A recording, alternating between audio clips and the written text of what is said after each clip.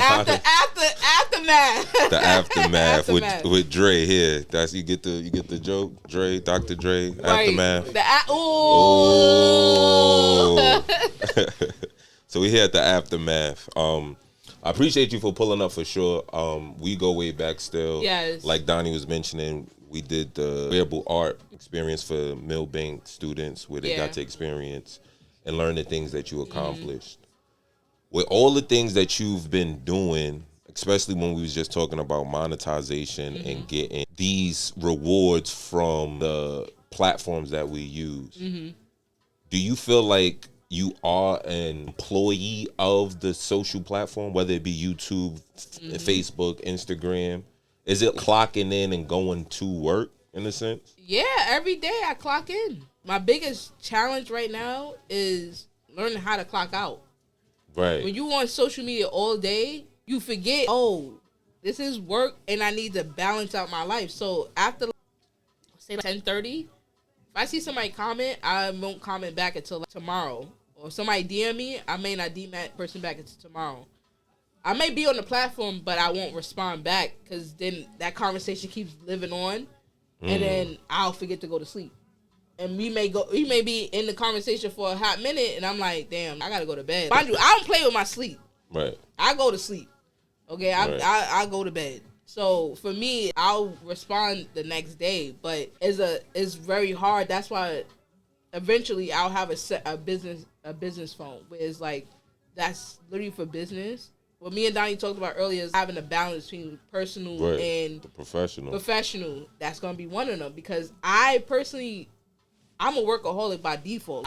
What we doing? Yeah, what we doing? So in my mind, right, we gotta balance it off and say we're gonna put this aside, we clocking out, and let's enjoy ourselves.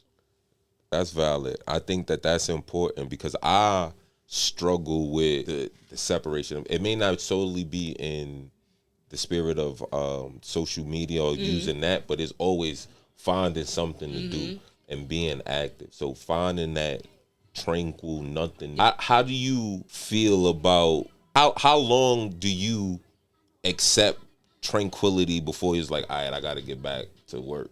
I got to do some more. That's every day. It's never not a moment that I'm exploring. I'm studying. If I'm not studying, I'm posting. If I'm not posting, I'm on YouTube watching certain videos. So then, if with that in mind, so how do you? So then, technically, you're not responding to people, but you still, in a sense, on the clock, you working. I'm still working. What I'm saying is, when you get that vacation time, or you decide to do that, is there 100% relaxation, or you still going to sneak in and do some work? The only way I'm probably going to pivot into that is when I have a man, and I'm like, this phone is non-existent. It's just you and I. But while it's just me, baby, I'm still gonna be on the phone. I'm gonna still figure it out. But the balance is after 10 o'clock, 10:30 p.m.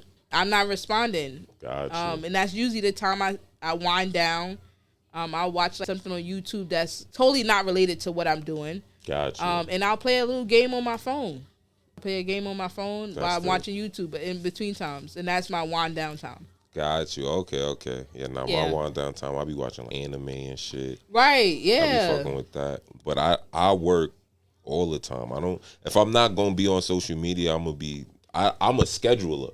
Not by nature, but by results. Right. We talked about that, yeah. I saw how shit changed when you do certain things. Yeah. When I was over. Yeah. I'll spend time scheduling shit. That was the other thing I forgot to mention is I schedule my content on YouTube.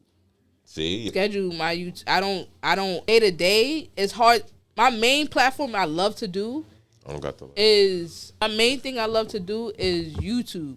Instagram. Instagram is my go-to platform. So I'll remember to post on there. YouTube, I may not remember to post. Today is probably the first day out of a couple of weeks I didn't post today because I forgot. Right. I had so much going on this week that I legit didn't take time to schedule. But for the most part, scheduling is key. And I know that TikTok has a TikTok studio. You can schedule your shorts on there too. Well, not shorts, but your videos. I think that scheduling saves time, Hell and then it keep you consistent. If you feed the machine what it want, that part, and then you able to move. So for me, that came true with the Facebook thing. Facebook was the first one to start giving me my little coins. I feel like every time I do something, it's move. It started giving me my little coins. But even with YouTube, what you were talking about is getting those what seem to be crazy numbers. But then when you break it down, it's like, all right, a view count every time somebody watches. So even if I send you a link again and then you click it and watch it for a certain amount of time, that still count as a view. Yes, absolutely. So you could count multiple people. You could count one person rewatching something mad times. But then it's like, all right, but how do I get this in front of people, doing all of that thing? Some of the shit that I use is Opus Clip. Opus Clip? Oh, you hear about that. Opus Especially Clip. as a podcast, I think that's... But for any form of long form content, because it turned that into miniature bite-sized pieces little of things. clips. Oh, yeah. Take the part with da-da-da, and then now it just got you saying all that shit. Got you. And then... Every day I'm posting one piece of the same thing, like a puzzle piece. Right, that part. And then now the whole picture is the full length, long form content. So I use that a lot because that saves a lot of time when it comes to how to release the content. A lot of the work, I think, outside of the production is the post production of how you gonna put this shit together. And how you think about it, but that could lead to overthinking. Oh, that's the key. You can't overthink. That's why I like the YouTube shit, because I just put whatever and then I just go crazy. Stop overthinking. Every day at 3 p.m. that shit says stop overthinking. Why? Because I overthink everything. Because then you get so caught up in the minute perfectiveness of things where you end up not releasing it until it's just right. And people don't care about that. They really don't. Like, I realized that as time went on, I was like, before I used to do these hot edits and clips together. This one gonna be the one. And boom! My nigga, none of that shit matter. All they care about is consistency. They want to see the consistency shit. And is this shit entertaining? Yeah. That's it. They don't care about what you edit on, how long it took you to edit. They don't get, is this shit entertaining? And that's what I've been able to capture with people, is get people's attention for a split second. All you need is 3 seconds. All you need is that first 3 seconds. It gotta have motion. It gotta have music, and it gotta have some type of words on it. Because the first time you're gonna see is visual. You're gonna see some type of motion. The second one, you're gonna see the caption on the screen. And then the third one, you're gonna see, what was the last one I said? It said motion, caption, and text. And text. So that's it. Anything outside of that first 3 seconds, they don't care. If you don't get that first second, if there's no motion in it, they don't care. Right. Or then they look at the comments. They look at how many people liked it, how many people viewed it. Then if it's longer, they'll like it. They'll stay on longer because it's like, oh, a bunch of people who done liked it, viewed it. But if you Let me see what these niggas was. Obviously, this has value, so I'm gonna stay a little longer. But if that shit don't have no value, they don't give a fuck. They just scrolling off. They gonna be like, nah, I'm good. There's no value in it. It's quiet. It's quiet. It's all about, and I always tell people, you gotta know your numbers. Know your numbers. Because if one post is doing good and you post another, right now the algorithm is a little messed up because they upgraded their software and stuff like that. So anytime they do stuff like that, they give updates and stuff. The algorithm is still trying to keep up with all the updates. Mm-hmm. But when I was in the algorithm, bro, I could see my numbers and be like, oh, that one is not going to do good, but I'm about to pull out a banger, and it's going to make that one do good. So majority of my videos do over 10K in numbers. Yeah. I make sure that's my number one thing, is like, yo, how can I get this number to get to 10K?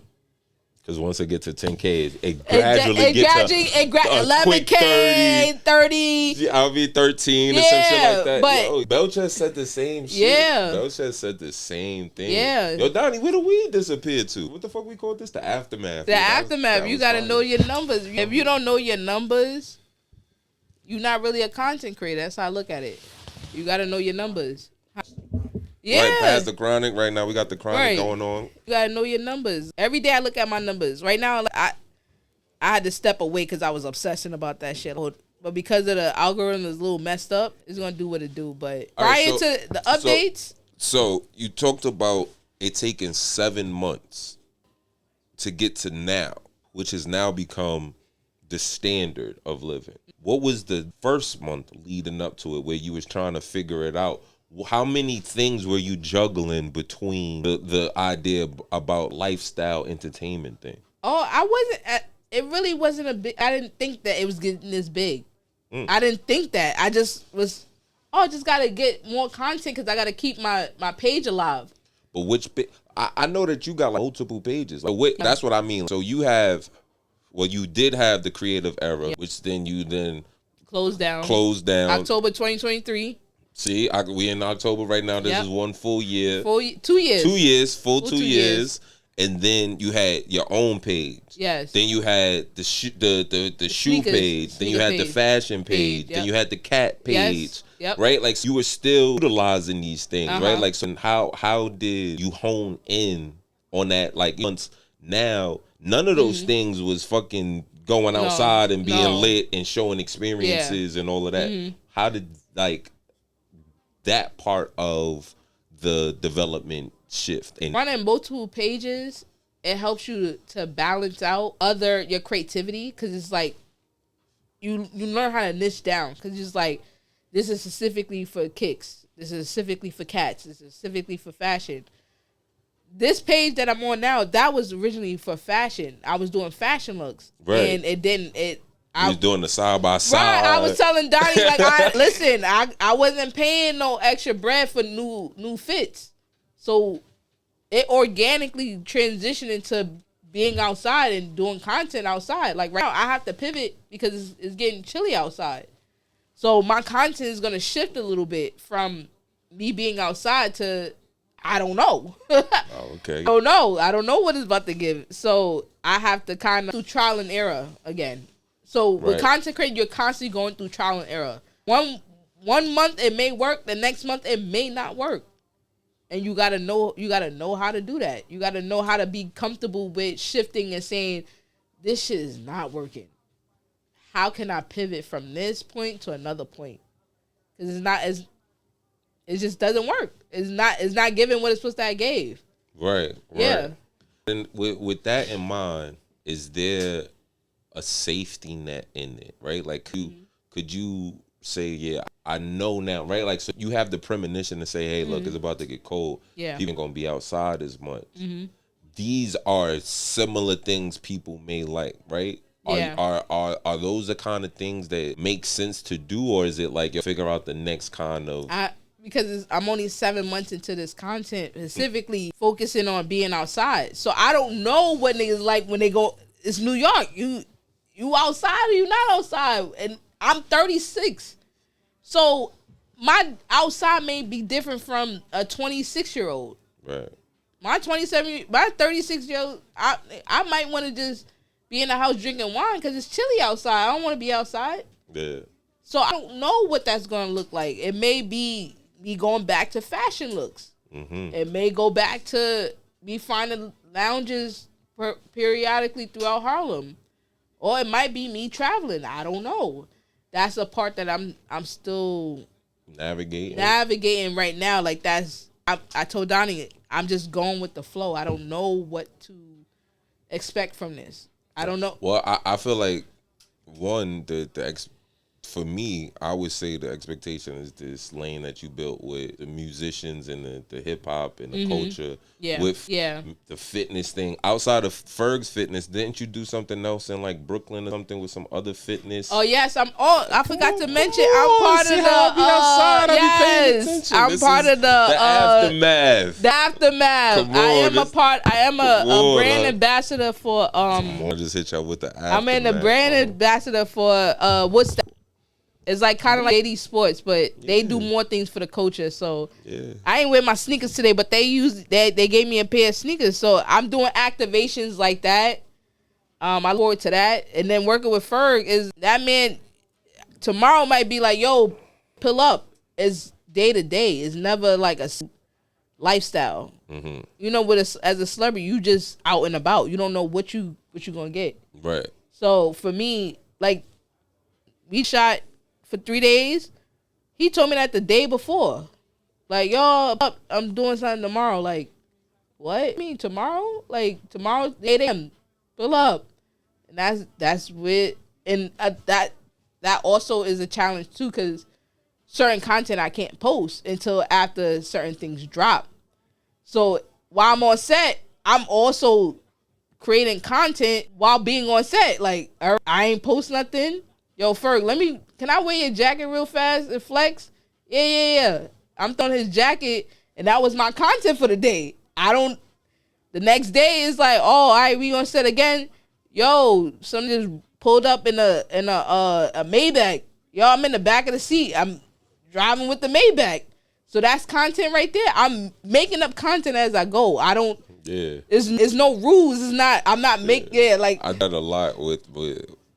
I'm not supposed to be here, which I'm developing as a thing. Yes. I'm not supposed to be here consistent. Me ending up in places that I'm not supposed It's to to be be in. in. I was at a gala on 42nd Street. I forget the name of the spot, right across the street from Grand Central. Y'all know the name of this shit?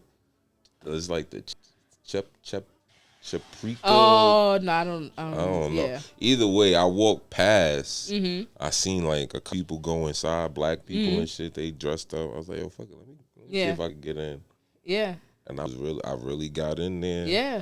I was drinking. I had the hors d'oeuvres. The hors d'oeuvre is that's when you know you start having hors d'oeuvres. Like you got pictures. Now if I start pulling out the hors d'oeuvres, yeah, I know Word, I start pulling out the hors d'oeuvres. Even though I don't know what hors d'oeuvres even taste like. I don't know, but they had like different shit. They had like the lamb. Mm-hmm. But even you have lamb chops. They had lamb chops, bro. They had that. They had lobster. Oh nah, shit. that's when you know. They put the lobster. They had the lobster on top of a fucking cucumber. That's how you know. Start eating stuff like that, you know you to certain spaces. This what they was giving out. Nah, y'all gotta stop. That's what they was that doing. Right there. That's when you know. That's what I was eating. That's when you know. I was eating that, and then they had some other shit. Oh look, this the lobster shit that I'm talking about. You see what I'm saying? that. It's the lobster. That's top notch right there. That's top notch. So I just pulled up in that space. Yeah. And I drink the food. Yeah. Like, food. Drink they drink. I will say like working for is giving me a different. This was the shit inside.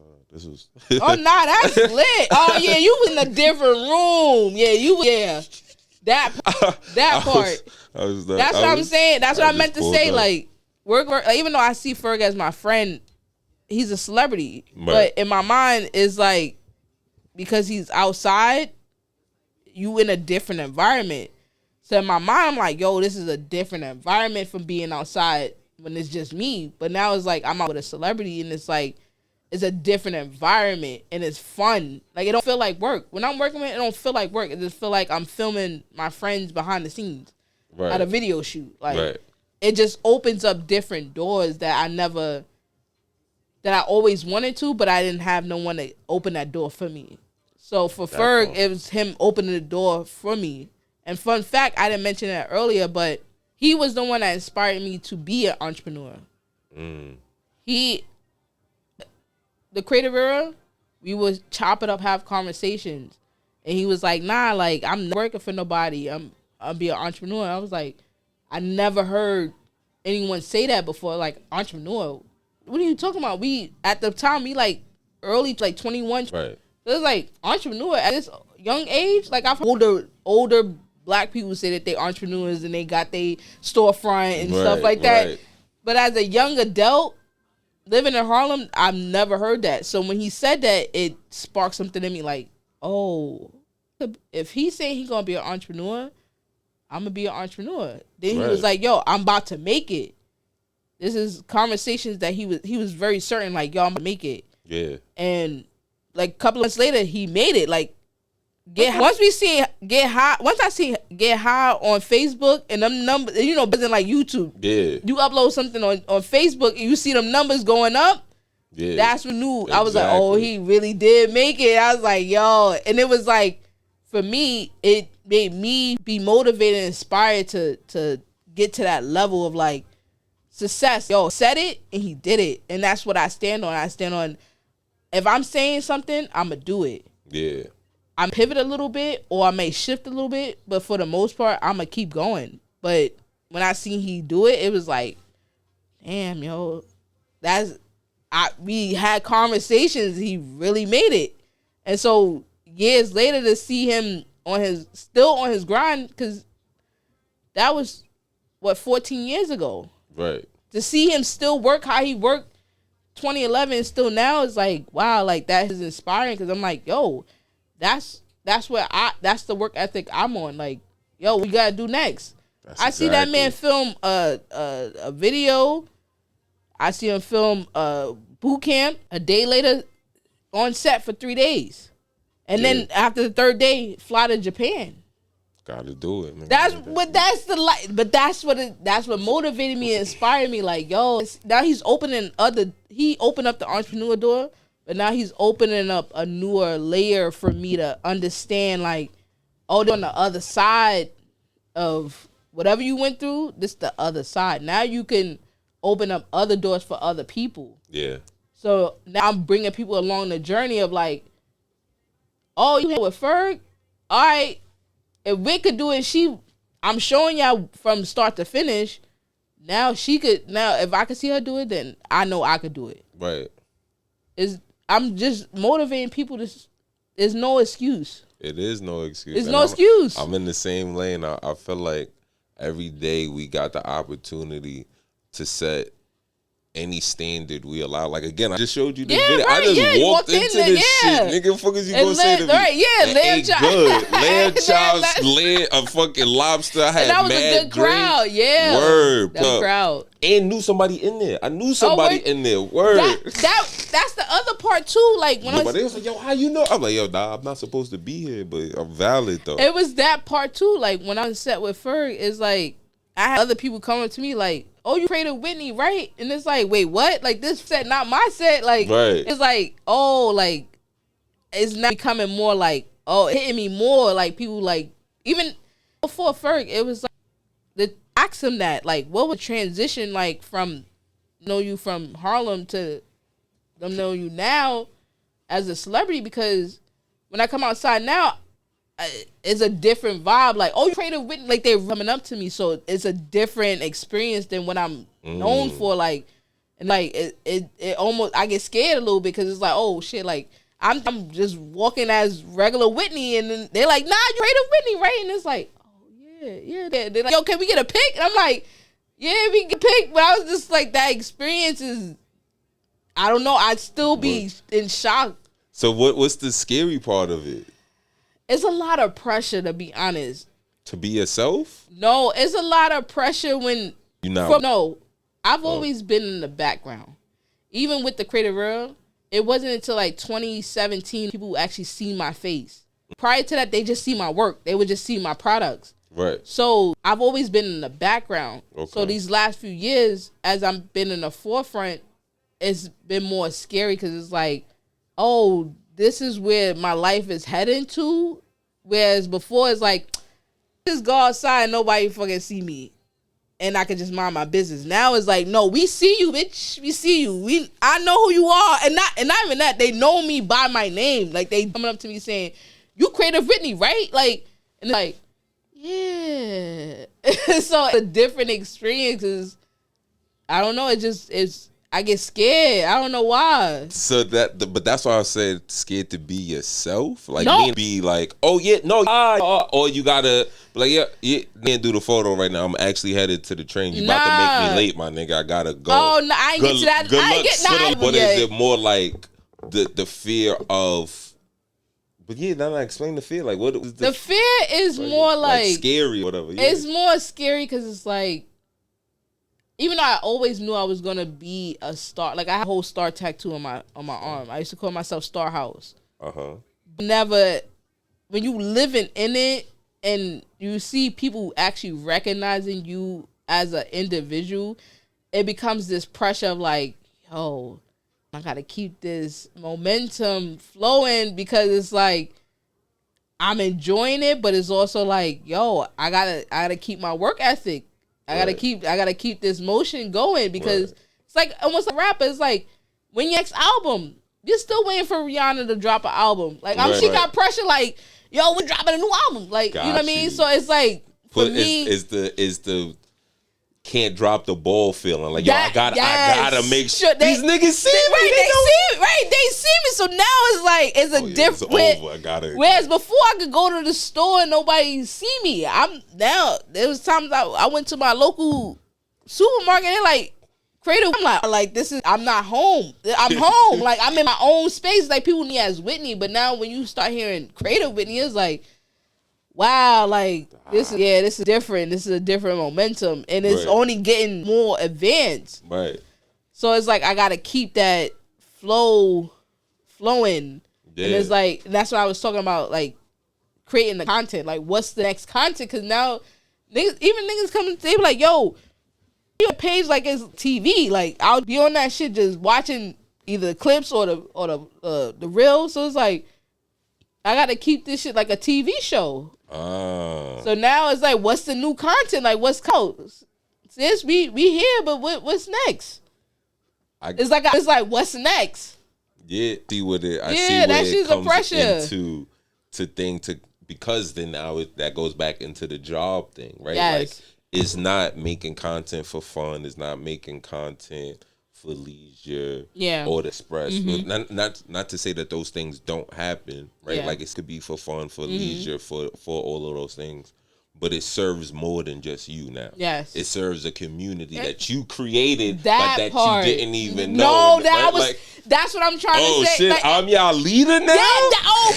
You put it right as I'm your leader. Like y'all up to me. I bet, I got y'all.